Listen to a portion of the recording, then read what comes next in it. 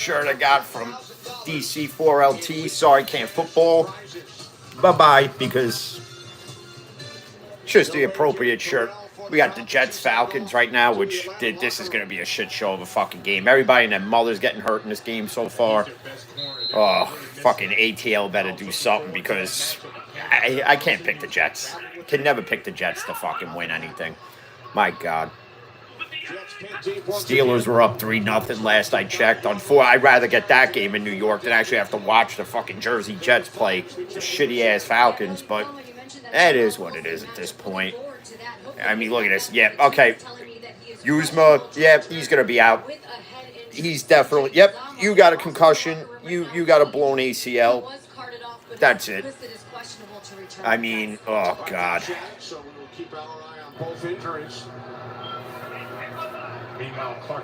And for those wondering, John Starks has his own cigar out. I got this in all four of them in a mystery pack when I went to South Shore Cigar the other night to do my weekend pickup.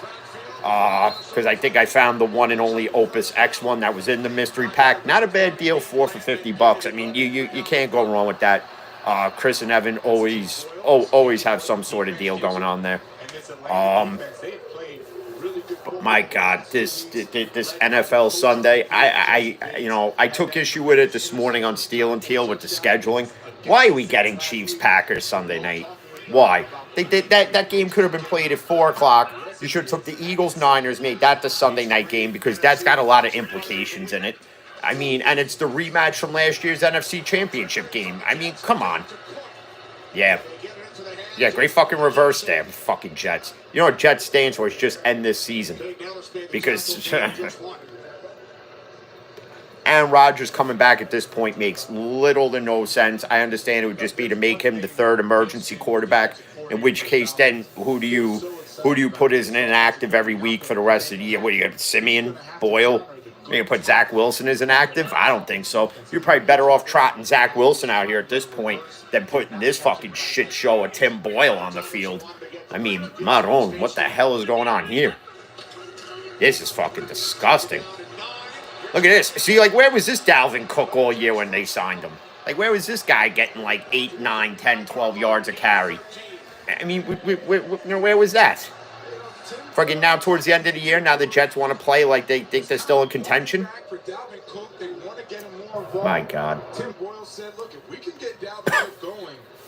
Yeah, but you got friggin' Breece Hall, unless he got hurt on that play that caused A.J. Terrell to get hurt, in which case then I made the smart move of putting Breece Hall on the bench.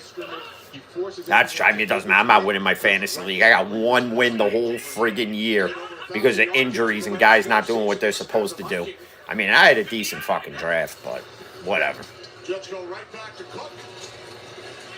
Yeah, I mean, if Cook's going to get you 4 or 5 yards of carry, ride the hot hand. Ride the hot hand. Oh, what's going on here, Tua? Yes, Tyreek Hill keeps my parlay alive. I bet the same parlay twice because of the payouts. $10, $1.99 with the parlay insurance. So if one leg doesn't win, you get like a $20 credit.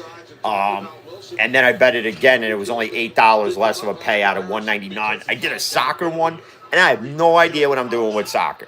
So it was a 100% profit boost. So I would have won $331. I could have cashed out at 32, and right now it looks like it was the smart move for me right now because I don't think I would have won the $331. I think I would have got more annoyed if I left the $32 sitting on the friggin' table. And granted, yeah, there's some $32, it's nothing, but again, if you're going to bet responsible, bet with money you can lose. That's why I try to budget everything. And then I know, okay, I could put like $10, $20 here or there on this parlay, that parlay, use this boost, use a no sweat so I can at least get a $5 credit if I lose, flip that into something else. So, I mean, bet 10 and bring back 22. It's not a huge profit, but it's better than bringing back no profit. So, on that, what the fuck? Okay. Look at this. Now all of a sudden the Jets are going to find life. Oh, Maron. Tim Boyle read the defense beautifully. I could have read that defense beautifully, and I'm not even playing in the fucking game. He found it there with Tyler Conklin, who's been a really good pass catching tight end. Yeah. Gets another first down for the Jets. Just a shame he's on the Jets. Tyler Conklin was anywhere else, he'd probably be a who knows? This Jet team, what are you doing here? Horrible. What was that shit? That's... Oh, my... Oh, God. Where were you throwing that? Where?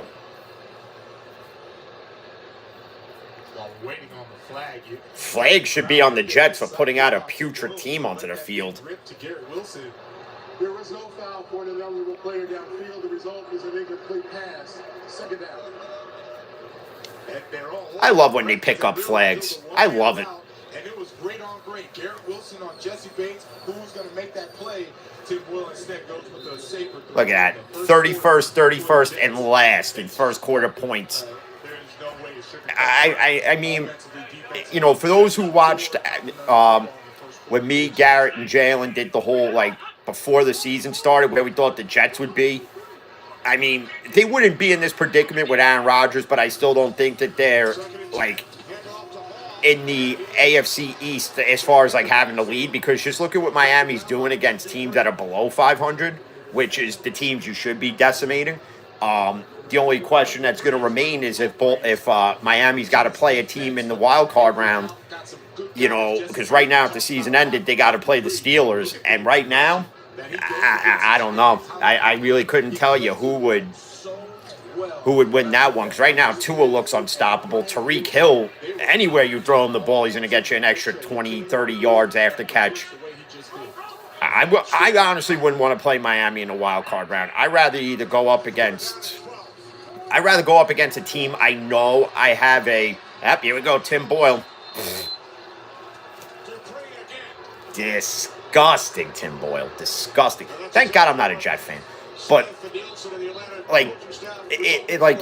if you know, if I had a hand in who the Steelers could play in a wild card round, I honestly, and people think I'm freaking nuts for this one, I would want to play Baltimore.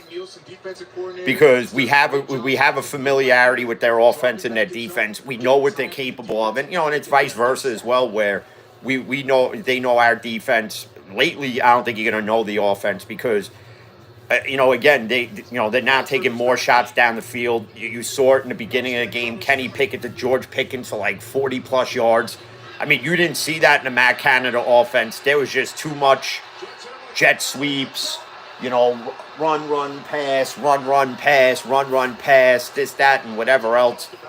And, you know, I got asked the other day, I got a message from somebody because Todd Haley was on some sports radio show on Sirius XM, and he said if Mike Tomlin were to call him right now, you know, would in fact he take the job? And he said if Mike Tomlin called me right now, I'd take the job right now. He goes, I'd come back right now and be the offensive coordinator. And I think Todd Haley got a lot of unfair criticism. You know, now that you fast forward to present day as opposed to then, and you realize that Todd Haley wasn't really all part of the problem in Pittsburgh. But I'd take him back. You know, but it's got to be him or it's got to be Byron Leftwich in the offseason. I just don't see there being any other choice, to be honest. Conversations became heated, especially in the development with Kenny Pickett, because, you know, like you've seen it in the Carolina situation. You know, Carolina fires Frank Reich, and usually when you're a head coach of a team, you get at least a 3-year window to prove, you know, if you can make this a winning franchise. But how's Frank Reich supposed to make Carolina a winning franchise when they have no offensive line to protect Bryce Young? Bryce Young's doing everything he can to pretty much stay alive, and yet, you know, you made Frank Reich the scapegoat because that's the easiest thing to do. The easiest solution when any team is in a downward spiral is one of the coaches, whether it's a coordinator, whether it's the head coach, doesn't matter, a running backs coach, whatever it is. It's always the easiest way. It's the easiest thing to do is to fire the coach because you're not going to get rid of the quarterback because you traded away part of your future in DJ Moore. and you gave up all the draft picks to get Bryce Young, when in actuality, if they had drafted C.J. Stroud in place of Bryce Young, I don't think C.J. Stroud's having the stellar rookie season he's having, because Bryce Young would be having it, because he would be on a Texans team that's actually protecting him, where he actually has weapons to throw to. Bryce Young don't have a Nico Collins, a Tank Dell. You know, he doesn't have that defense that Houston's got. You know, he's got none of that in Carolina. So Bryce Young is up shit's creek with no friggin' paddle. Frank Reich shouldn't have been. Listen, Frank Reich, when he was with the Colts, was a decent coach. I mean, they were a playoff team practically every year, if I'm not mistaken. And to make him the lame duck, to me, is just, it's a horrible decision on all fronts. It truly is. It's just one of those, you know, it's just one of those, I don't know, but I got to show everybody these beauties. My little travel humidor. Oh yeah, we got a nice little Opus X in there. We got the rest of the John Starks, and we got this one for cigar smokers out there, especially if you watch Cigar and Sports and not that guy who likes to make negative comments and reviews, which, by the way, if you wind up seeing this video, I clap back at you, you little bitch. So this is a very underrated cigar. Ferio Tego, Michael Herklots and Company. Every cigar they make, even the Timeless line that they have, every Ferio Tego cigar you buy is a guaranteed banger of a smoke. Every time. And I don't know which one I'm going to smoke yet so far. It looks like this Saturday will be another edition of Cigar and Sports, barring any type of scheduling conflict. But, you know, people think it's easy to, like, pick a cigar to do a podcast with, especially when you have to discuss cigars. And it's hard, especially for me, because I smoke any brand cigar. Like, I don't have, like, an allegiance to... I don't know why you would do that there. Put in fucking Heineken at this point. I mean, this fucking Falcon team, every time I pick them,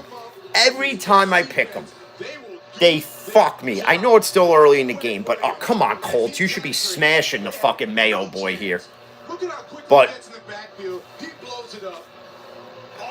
know, oh, come on. Tied up 3-3 Pittsburgh, Arizona. Come on. Playing Arizona. I mean, it's not going to be a blowout, but what are we doing here? 21-0 Lions. Good thing me and Garrett picked them. To those who thought that this should be a game that Jared Goff should sit out and let Teddy Bridgewater start this game, no. This is the game that Jared Goff needs, right? I knew I should. Dave's Broncos, you're fucking me right now. You're fucking me, Dave's Broncos. But this Lion game was a game to get off the schneid that they've been on. And this is a game where Goff was going to come in angry. He's going to come in hungry, and he's just gonna carve you up like he's friggin' Razor Ramon. He's just going to be like, that's what he's going to do. I mean, come on. Now you have the Falcons, they start backed up on the 1 yard line. That's so stupid. I would have did a little, I don't even know what I would have done if I'm the Falcons in that situation, but you can't run that there with Bijan Robinson. You absolutely can't do it.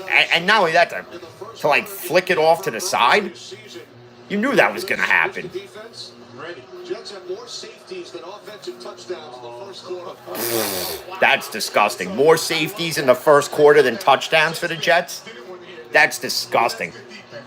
I'm sure my buddy Rob would agree, who,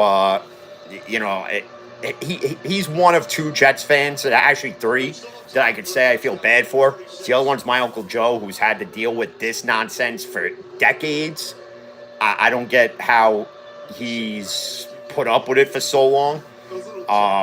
Even one of my customers, this guy Derek, is, listen, I'll give Jets fans credit. I mean, some of you that I know, you're real diehards where you just ride or die with this team. But it looks like all you're doing is dying, because there ain't no riding right now. That's for damn certain. I mean, come on. What kind of kickoff is that? You know Gibson's not taking it to the house. So I don't know why you guys are all fucking cheering for that. Good field position for the Jets. Offense, we check out the AFC East Jets with the big overtime. All right, here we go. Week 1. And then the Bills is another. The Bills is another interesting. Is another interesting scenario. Believe it or not, because they are now like, what are they, 6-6? Yeah, they're 6-6 now going into today. And actually, no, I think they're on a bye week if I'm not mistaken. Yeah, they're on a bye week with Baltimore. But like, that's another one. It's like, who has to shoulder the blame in Buffalo when you have all this talent? Like, you're wasting Stephon Diggs' prime years to win a title. If I'm Stephon Diggs, I'll be honest, and this sounds like a diva thing to do, but I'd be like, listen, if we're gonna go in this direction, then just trade me away, because this is what happened in Minnesota when he, like, in Minnesota, he knew that they were gonna go with Justin Jefferson, right? Minnesota wasn't going to pay Diggs, so I was like, all right, whatever. He however that situation, I think it was a trade to Buffalo, whatever it was, or it's through free agency. I forget, because it was some time ago. But in Buffalo, you want Allen to be that guy, like that Roethlisberger-esque guy, because he's one of the last few that are built like that.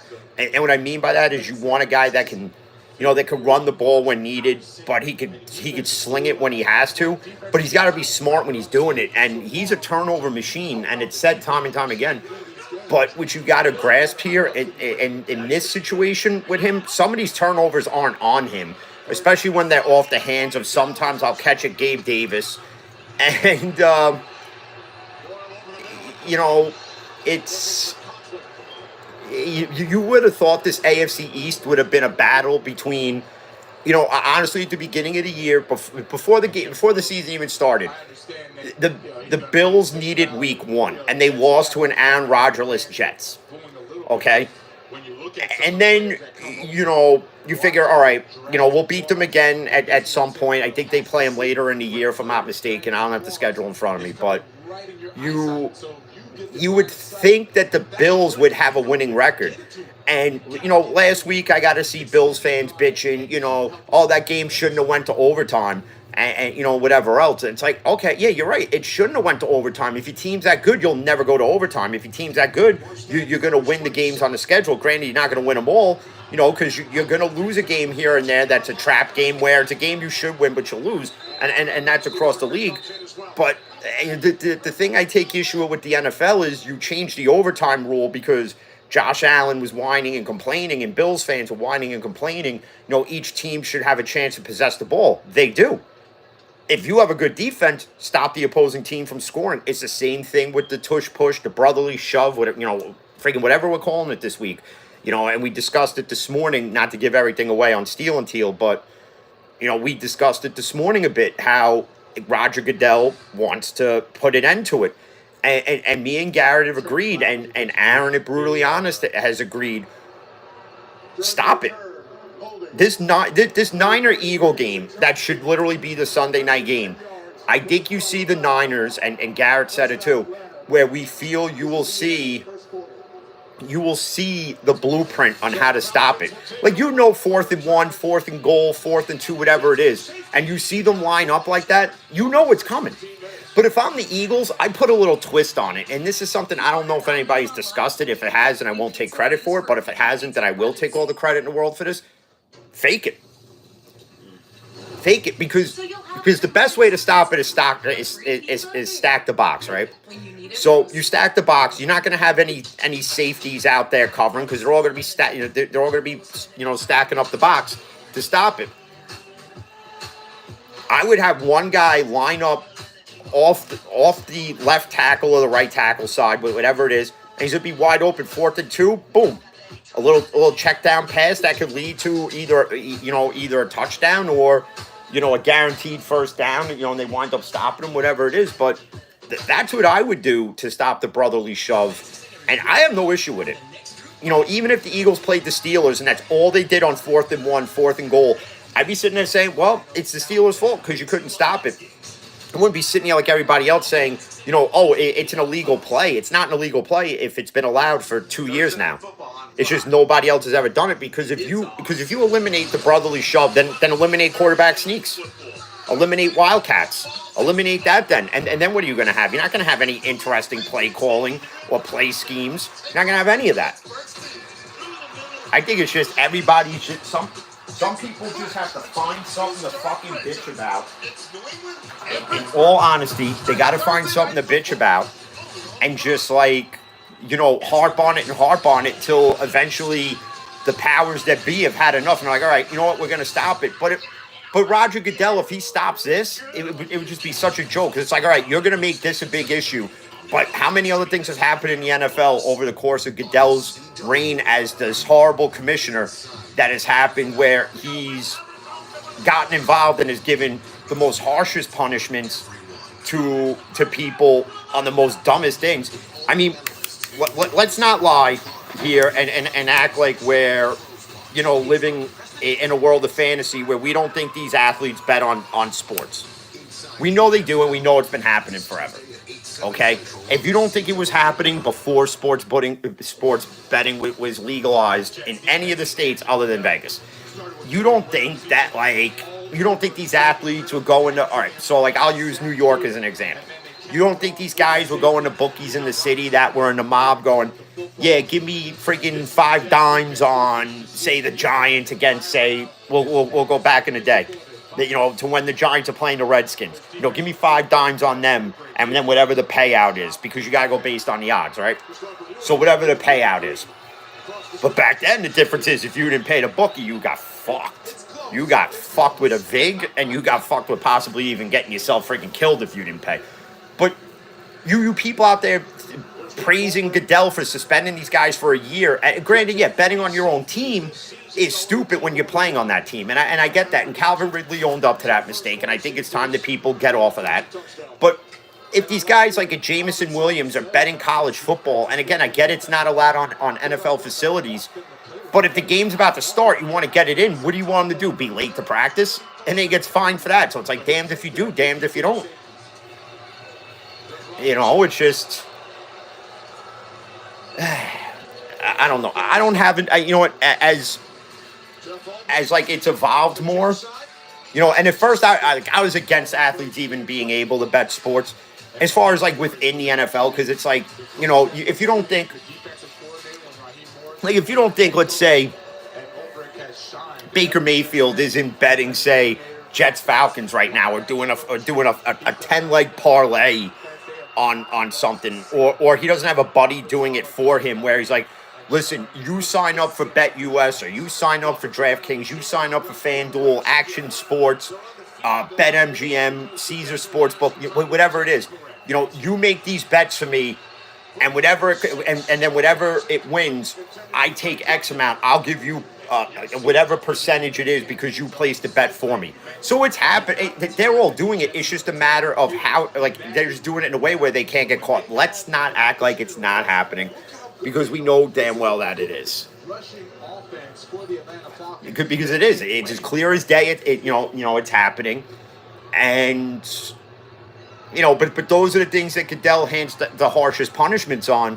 And then the lighter punishments where, like, you see domestic violence issues, you know, with NFL players and significant others, you know, they get 2, 3, 4 game suspensions, then drop down to 2, or, you know, even in the Watson situation, although we've beaten that to death. But look at that. I don't think he should have been allowed to play till everything was cleared up. And then you have Browns fans arguing me about it. Well, what's the big deal? Well, the big deal is that you have 20 plus women coming out claiming this, and Goodell just hands them this BS, you know, 11, 12, 13 game suspension and like $1 million fine or whatever it was, because it was based on, you know, because in his first year in Cleveland, he was making barely anything because that's the way the contract was structured, instead of just fining him in the second year where he was making more money. But, you know, and even with that, with the fines even, some of these fine amounts are insane. Jaylen Warren's getting fined like a whole game check for playing football because he lowered his helmet to to barrel through a hole, and somebody else's helmet hits his. How's he supposed to know that somebody else is going to go helmet down to stop him? And not only that, Why you going helmet? Why are you going to lead with your helmet to stop somebody anyway? That's the dumbest thing in the fucking world to do. I got not a clue. And then I got a message on Instagram the other day, how I feel with the Yankees. Because, everything so far has been NFL, NFL, NFL, NFL. And I really haven't talked Yankees till like the other day. If Michael King is the only thing holding up, and I'm sure Brent at 1420 Sports will agree, if Michael King is the only thing holding up this deal, now granted, if the Yankees make this deal, there better be an extension attached to it, because there's no way you're trading this guy for 1 year, giving up half your farm to have this guy for 1 year, and then it doesn't pan out. It'll go down as one of the worst trades ever. But if there's an extension attached and it leads to the playoffs, but you're out in, say, the American League Championship round, okay, we'll take that, because that's a lot better than what we've been seeing. And the following year it's going to be, the bar is going to be here now. But if Michael King is the reason why you're not ready to make this trade yet, sorry, again, I got to question Cashman here. I mean, you got to do something to get us fans to stop bashing you. This is one of the things you got to do. You also got to go out and you got to sign Cody Bellinger. You also have to go out and and sign the Japanese guy that was posted, Yomoto or whatever his name is. And I got into it with somebody on Instagram message, in the DMs, where they're like, you keep saying the Yankees have to overspend to fix their problems, because they do, because they've been trying to be frugal at best. Let's put it that way. Frugal just being another word for being cheap. They're trying to win without spending money. Well, now to fix your problems, you have to overspend for everybody. So if Cody Bellinger were to get an offer from, say, the Dodgers, let's not use the Dodgers. Let's say the Cincinnati Reds. And let's say it's like an 8-year, $120 million deal. The Yankees come in with a 9-year, $122 million deal. Well, Cody Bellinger knows the Yankees have no choice but to overspend. So if you want Cody Bellinger's talents, he's going to be like, well, if you're giving me an extra year, I want an extra $10 million. And Cashman and Hal are going to have to fold and say, okay, here we go. Everybody thought, when the Mets hired this Daniel Stern, whatever his name is, that they were going to go in this, we're going to wait a year progression, and we're not going to spend any money, and we're just going to, whoever we have is what we have, and that's what we're going to play with. And to go out and get Severino, listen, I don't knock Severino for going to Queens. I don't knock Severino for taking a 1-year, $13 million deal. And again, if you want to look at this from an honest point of view, nobody else was paying Severino $13 million. Again, because the Mets have to do the same thing. The Mets have to overspend to fix their problems. Okay, it's as simple as that. And where the Mets are willing to do it, because you've already seen it, if they're willing to give Severino a 1-year, $13 million, the Yankees probably would have brought him back at a 1-year, $8 million. So you're talking about a $5 million differential there, right? That's what I would have paid him at. 1 year, $8 million if he would have come back to the Bronx. Did Severino give us some good years in pinstripes? He did, but his injuries plagued him as well. So, I mean, you had people on Twitter, if he goes on to be a Cy Young Award-winning pitcher, in Queens this season, then so be it. I don't see what the big deal is, because that just shows you that the Yankee medical staff is full of idiots. Let's be real about it. I just, I hate having to debate things with people that don't know what they're talking about, because it's just like, it's like me talking to a wall, right? It's like me talking to a friggin' wall. It's like I'm saying all the things that are correct. I'm saying the things that people are afraid to say. I'm saying the things that need to be said, that need to be heard. And then you have people out there like, no, you're wrong. And it's like, no, I'm right, because just look at everything going on between, say, the Mets and the Yankees, and especially with the Yankees, you're gonna have no choice but they're gonna have to overspend. I don't get it, but my God. This Desmond Ritter kid for Atlanta is he's not the answer there. He's pretty much a temporary band-aid till they find the guy. And, all right, finally somebody scores in the Charger-Patriot game. We even discussed the Patriots a bit this morning, right? You figure this is the first time in 30 years Belichick he'll have like a top 10 pick or even top 5, depending on if they decide to trade out of it or not. But this is the year Belichick gets to do something he's never gotten to do, if you really think about it. Because you could sit there and say Tom Brady, but you didn't know what Tom Brady was going to be. And you picked Tom Brady last in the draft, right? So when you look at what's out there, and, we discussed this, with Drake, or not Drake May, but more Khalid Williams. Because, a lot of people feel Khalid Williams advisors should go to the top 10 teams. Hey, you're going to draft my guy, you're going to draft my guy, you're going to draft my guy. And we've seen this happen where guys stay for another year. And Colt McCoy is a prime example. Colt McCoy stayed for another year. He got hurt, and he wound up going, the second, third round, right? Okay. So if Khalid Williams does that and gets hurt, he's fucked his value. Granted, yeah, he's getting all this nil deal money, which I think the nil deal and transfer portals are ruining NCAA football. But, it's just one of those, and when me and Jay were doing shows together, we discussed it then that you were going to have to cap it, and I think they finally capped it. But I don't get this transfer portal is hurting. It's hurting college football. The way that they get to do the college playoffs. Listen, yeah, Florida State went undefeated, but there's a lot of things that factor into who gets in and who doesn't. And somebody goes, well, what if Patrick Mahomes got hurt in week 15 and they said Kansas City can't make the playoffs? Well, the NFL doesn't have those policies because the NFL doesn't do politics like that. It's as far as sports politics goes. You gotta look at it from the perspective of, the NCAA has, obviously, it's kind of the same thing with football where you have common opponents, strength, this, that, and losing your top guys is part of that issue. He got it. Yes. But you gotta realize that's just how the NCAA works. The NCAA works in this regard of, if your top guy's out, you're fucked. And it just is what it is at that point. Is now my dog's in a bark because now everybody is coming in. So, but that's just how it goes, in college football. Should Florida State be in the top 4? They absolutely should, but, they're not. It's Alabama, Michigan. I don't think Michigan should be there, but Michigan's in it.